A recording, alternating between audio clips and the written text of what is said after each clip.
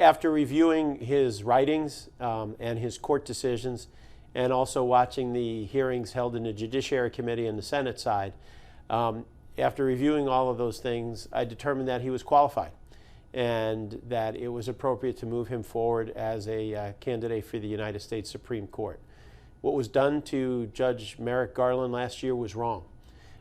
It was inappropriate. Judge Garland should be on the court right now, but that's not where we are. And so I also decided that two wrongs didn't make a right, and that it was my obligation and job to look at Judge Gorsuch on his credentials and not on any past battles or fights. And on credentials, he is clearly qualified to be on the court.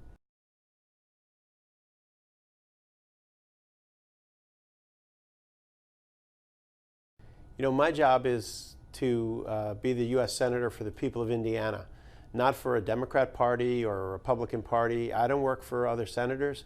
I don't work for the president. I don't work for the court. I work for the people of Indiana and the Fort Wayne area. And so my job is to try to make the best decisions I can for all of us, and that's what I tried to do with this.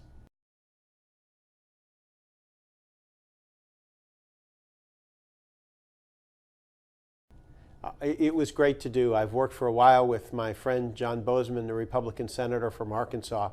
We worked together on this. We're able to convince our fellow senators that this made sense.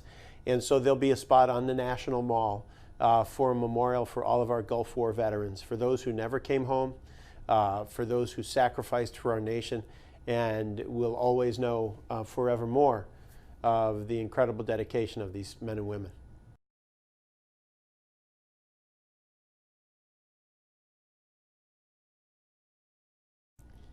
Well, my colleague Pat Toomey, the Republican senator from Pennsylvania, and I looked at each other and said, this makes all the sense in the world.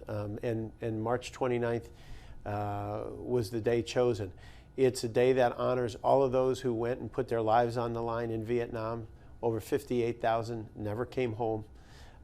And so I wanted to honor their sacrifice for all our Vietnam veterans have done for us. And so forevermore from today, March 29th is Vietnam Veterans Day, and always will be.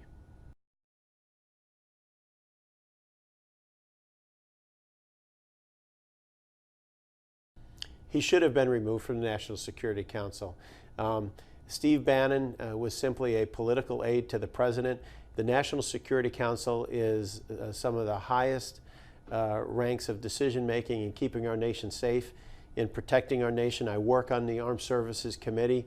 It's a deadly, serious process, and there was no place for somebody who wanted to spend their time creating political challenges and problems for everyone.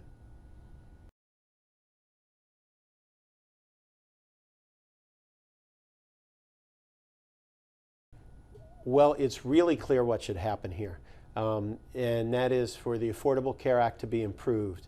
I've offered for years and years now ideas and opportunities to come together and work as just Americans and Hoosiers to create a better bill, a bill that would change what's called risk pools, and by doing that we could significantly lower premiums and deductibles, which is something that's very important.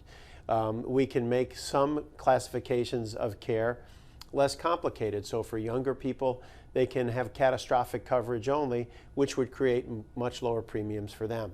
These are positive step forwards that continue to protect things like coverage for pre-existing conditions such as diabetes or cancer. What we've seen sent to us by the House was a bill that would have eliminated coverage for 24 million Americans, over 400,000 Hoosiers. I didn't come to the United States Senate to take health care away from my Hoosier friends and neighbors, and I won't let it happen.